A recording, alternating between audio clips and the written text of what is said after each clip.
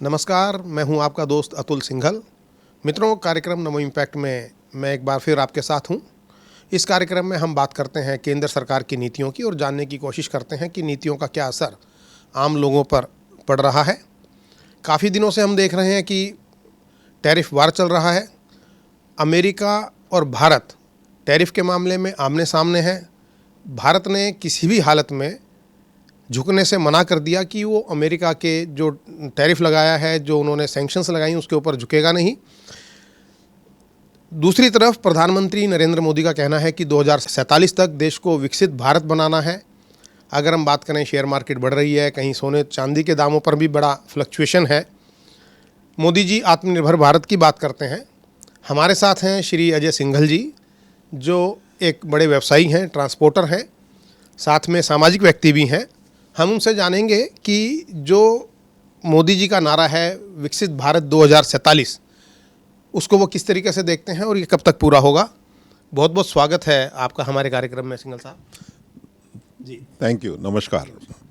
सवाल मेरा आपसे यही है, प्रधानमंत्री जी बोलते हैं 2047 तक देश को विकसित बनाना है। दूसरी तरफ हम देख रहे हैं कि किस प्रकार से अंतर्राष्ट्रीय स्तर पर हलचल है, घेरेबंदी और गुटबाजी है। आप इन तमाम चीज़ों को कैसे देखते हैं? ये तो अपने लिए बहुत अच्छा हो रहा है जो टैरिफ वार लगाया है। इसी से हमारा आत्मसम्मान से हम काम करेंगे और जैसा कि मोदी जी और सारी सरकार मेहनत कर रही है, इससे निश्चित ही हम 2047 तक विकसित भारत बन पाएंगे। निश्चय ही सभी की तरक्की होगी और तभी विकसित भारत बन पाएगा। और जहाँ तक टैरिफ वार की बात है, टैरिफ वार से आज 1 अक्टूबर 2025 हो गया, अभी तक तो कोई नेगेटिव इम्पैक्ट पड़ा नहीं है।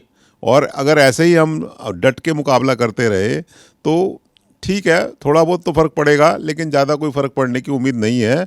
और हमको इस संघर्ष में ही अपने पाँव पे खुद खड़ा होने की अकल आएगी और हिम्मत आएगी, ऐसा मेरा मानना है। कहने का मतलब ये है कि जो आप कह रहे हैं थोड़ा बहुत फ़र्क पड़ सकता है, वो अल्पकालिक होगा, शॉर्ट टर्म पड़ेगा, लेकिन अगर लॉन्ग रन में देखा जाए तो भारत के हित में है ये सारी चीज़ें हैं। हाँ, ये तो ब्लेसिंग्स इन डिस्गाइज है। हमारे जो अब ब्रेन ड्रेन होता है, अगर वो सारे जैसे ऑफिसेज यहीं खुल जाए, सॉफ्टवेयर वगैरह है, यहीं से काम होने लग जाए इंडिया से, तो ब्रेन वापस आ जाएगा सारा। आजकल तो कंप्यूटर का ज़माना है, सॉफ्टवेयर का ज़माना है। जो काम वहाँ बैठ के हो सकता है वो काम यहाँ बैठ के भी हो सकता है। वर्क फ्रॉम होम का ज़माना है। तो अपना सारा अगर ब्रेन अपना जो आज आप देखो, सारी बड़ी अमेरिकन कंपनियों में या विश्व में ज़्यादा से ज़्यादा सीईओ इंडियंस हैं, या मेन करता धरता 5-10% जो मेन आदमी होते हैं उसमें बहुत से इंडियंस हैं। तो वो अगर सब इंडिया आएंगे किसी भी वजह से, तो वो कोई खाली तो बैठेंगे नहीं, वो अपना दिमाग लगाएंगे, काम करेंगे। अब जैसे जीसीसी ऑफिसेज हैं सारे इंडिया में बढ़ रहे हैं, वो इसीलिए तो बढ़ रहे हैं क्यों, यहाँ पे ब्रेन है, मेहनती हैं, ईमानदार हैं। तो इंडिया में ये तो अपने लिए बहुत ही अच्छा हो जाएगा, अपने लिए ब्लेसिंग्स महत्वपूर्ण डिस्गाइज हो जाएगा। जी, बिल्कुल महत्वपूर्ण बात आपने कही कि जिस प्रकार से वीज़ा पर फीस लगाई है अमेरिकी सरकार ने, तो जो पलायन है प्रतिभाओं का, वो पलायन रुकेगा। आपने एक बात और कही कि जो पैसा है देश की तरक्की में, वो सबका साथ सबका विकास, कि जो कॉरपोरेट जगत है वो भी साथ आएगा और वो भी पैसा लगाएगा। तो उसमें किस प्रकार से आप देखते हैं, क्या सहयोग कॉरपोरेट जगत का आप देखते हैं विकास में? जैसे अभी मोदी सरकार ने स्किल डेवलपमेंट में सीएसआर को अलाउड किया है कि आप कॉर्पोरेट सीएसआर का जो पैसा है, कॉर्पोरेट सोशल रिस्पॉन्सिबिलिटी का, वो स्किल डेवलपमेंट में खर्च सकते हैं। इसका कहने का मतलब ये है अर्निंग वाइल लर्निंग। मतलब जब आप काम कर रहे हो, जॉब कर रहे हो, तो आप पढ़ाई भी कर सकते हो और सीख भी सकते हो और तरक्की भी कर सकते हो। ये win win situation for all है। मान लो पहले एक लड़का पहले 10वीं पढ़ा, फिर ग्रेजुएशन करा, फिर एमए किया, फिर नौकरी ढूंढता है। अब इसका मतलब ये है कि वो 10th पास करके अपना काम भी सीखे और पढ़ाई भी करे। तो जब तक वो पहले एमए के बाद नौकरी मिलती थी, आज वो 10th के बाद ही पैसा कमाना शुरू कर दिया। और जैसे काम करने से ज़्यादा एक्सपीरियंस आता है, पढ़ने से भी उसको मल्टीप्लाई होता है वो। तो इससे ग्रोथ बहुत जल्दी हो रही है, हम देख रहे हैं। और आम पब्लिक को, आम एम्प्लॉय को बहुत ज़्यादा फ़ायदा है और कंपनी को तो फ़ायदा है ही है इसमें। बिल्कुल ठीक है। ये भी बोलते हैं कि आप जॉब सीकर की बजाय जॉब गिवर बने, पैसा नौकरी लेने की बजाय नौकरी देने वाले बने। और स्किल डेवलपमेंट की जैसे आपने बात की, तो आत्मनिर्भर और स्वावलंबन की बात हमेशा करते हैं मोदी जी। पिछले हमने देखा पिछले काफ़ी दिनों से बार बार आत्मनिर्भर भारत की बात करते हैं। भाई यही मतलब है ना कहने का कि हमारे को अमेरिका के लिए काम क्यों करना है, हमारे को भारतीय देशों के लिए काम क्यों करना है। पहले हम अपने लिए ही काम करें ना। हमारे पास सबसे बड़ा जनसंख्या बल है, सबसे बड़ा जनसंख्या बल हमारे पास है पूरे वर्ल्ड में, और सबसे बड़े साधन हमारे पास पूरे इंडिया में। हर तरह की ऋतु है, हर तरह का मौसम है, हर तरह का व्यापार है, हर तरह की फसल है। तो इंडिया सोने की चिड़िया रहा हमेशा से। क्यों रहा सोने की चिड़िया? क्योंकि यहाँ फसल ही हमारे यहाँ भगवान की देन से फसल ही हमारे यहाँ इतनी होती है, इसकी वजह से सोने की चिड़िया रहा। तो अब जब अपने पाँव पे खुद ही खड़े हो सकते हैं और अपनी ही रिक्वायरमेंट पूरी नहीं होगी, हमारे पास इतने साधन हैं और इतनी जनसंख्या है हमारी, तो हम अपने आप में पूरा एक विश्व है। हमारा कहने का मतलब ये है। तो इससे हमारे को जैसे आज से 100-200 साल पहले था, वर्ल्ड की 1/3 जीडीपी इंडिया की थी, ये फिर हो सकता है कि वर्ल्ड की 1/3 जीडीपी इंडिया की हो। बिल्कुल, जैसे आपने कहा कि CSR जो कॉर्पोरेट सोशल रिस्पॉन्सिबिलिटी है, ये तो पहले से चल रहा है स्कीम योजना, लेकिन मोदी जी ने थोड़ा एक बड़े संवेदनशील तरीके से कॉर्पोरेट जगत को अपने साथ जोड़ने की कोशिश की है। हालांकि विपक्ष कई बार आरोप भी लगाता है मिलीभगत का, लेकिन आपको क्या लगता है कि जिस प्रकार से कॉर्पोरेट उनके साथ जुड़ा है और देश के विकास के अंदर योगदान दे रहा है, कितना महत्वपूर्ण है ये? बहुत ही महत्वपूर्ण है। मैंने आपको बताया ना कि पहले तो हमको जैसे टैक्स दे दिया, हमको कोई फील नहीं आती थी।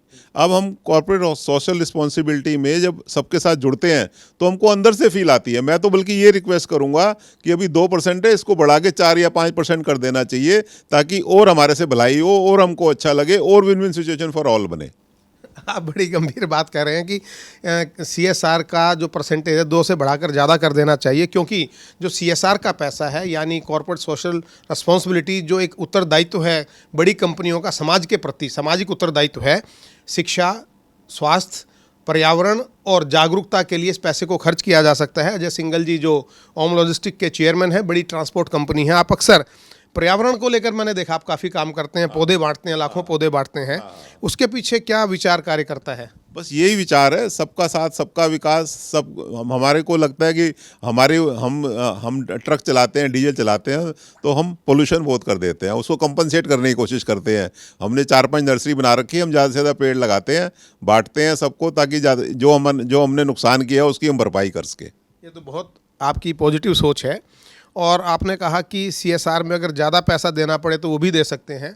क्या ये माना जाए कि GST की दरें कम कर दी हैं, उससे काफ़ी लाभान्वित हुए हैं, तो थोड़ा सा इस तरीके से दिया जा सकता है सरकार को, बड़ी कंपनियों के द्वारा खास तौर से? बिल्कुल, मैं तो कहता हूँ बड़ी, मैंने अभी आपको बताया ना कि इससे हम भावनात्मक जुड़ गए कि हमको भलाई करनी चाहिए। पहले खाली टैक्स पे करते थे, उसमें कोई भावना हमारी अच्छी नहीं थी या गवर्नमेंट की भी अच्छी नहीं थी कि भाई पता नहीं टैक्स दिया, हमको कुछ बचाया है या पूरा दे दिया। लेकिन अब हमारे को हमारी कमाई से ज़्यादा हमारा खर्चा करने का दिल करता है। ये मतलब है मेरा कहने का। जो हमारे को अगर टैक्स मतलब 30% बनता है तो हमारे को 35% खर्चा करने का इच्छा करती है, जब हम उनसे भावनात्मक तौर से जुड़ जाते हैं। ये मतलब है कहने का। बहुत बढ़िया। हमारे जरिए कोई और संदेश देना चाहेंगे आप? हम सब मोदी जी के जैसी भावना है कि देश को 47 तक नंबर 1 कंट्री बनाना है, तो हम तन मन धन से उनके साथ हैं, सरकार के साथ हैं, और सब इंडिया को नंबर 1 बनाए, यही हमारी इच्छा है। आखिरी सवाल, हमेशा ये कहा जाता है कि सारे मंत्रालय एक तरफ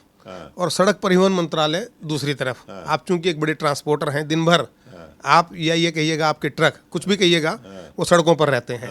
कैसा फील आती है आपको इस 11 साल में? बहुत ही अच्छा लगता है। मैं तो बता रहा हूँ कि अगर ये सड़कें नहीं बनी होती जो कि सड़क परिवहन मंत्रालय ने बनाई है, तो आज मान लो 1 करोड़ ट्रक है सड़कों पे, तो अगर ये सड़कें नहीं बनी होती तो आज कम से कम 2 करोड़ ट्रकों की रिक्वायरमेंट होती। मतलब आज पहले जो ट्रक 300 किलोमीटर चलता था एवरेज, आज 600 किलोमीटर चलता है एवरेज। तो 100% अचीवमेंट, 100% आउटपुट बढ़ गई है, मतलब कहने का ये है। बहुत बहुत धन्यवाद हमसे बात करने के लिए। अजय सिंघल जी जो ओम लॉजिस्टिक कंपनी के चेयरमैन हैं, उन्होंने कई बातें बड़ी महत्वपूर्ण कही। ये कहा कि CSR के जरिए सरकार ने एक भावनात्मक लगाव पैदा किया है, क्योंकि इसमें समाज सेवा की भावना आती है, ना कि किसी प्रकार की लायबिलिटी या देनदारी की कि सरकार को टैक्स देना है। और इसलिए इसमें समाज सेवा भी है, सरकार के प्रति टैक्स भी जा रहा है और कुछ उत्तरदायित्व भी है, इसको बढ़ाया भी जा सकता है। साथ में भावना यही है कि देश हमें देता है सब कुछ, हम भी तो कुछ देना सीखें। बहरहाल नमो इम्पैक्ट में इतना ही। अगले कार्यक्रम में फिर मिलेंगे, तब तक के लिए नमस्कार।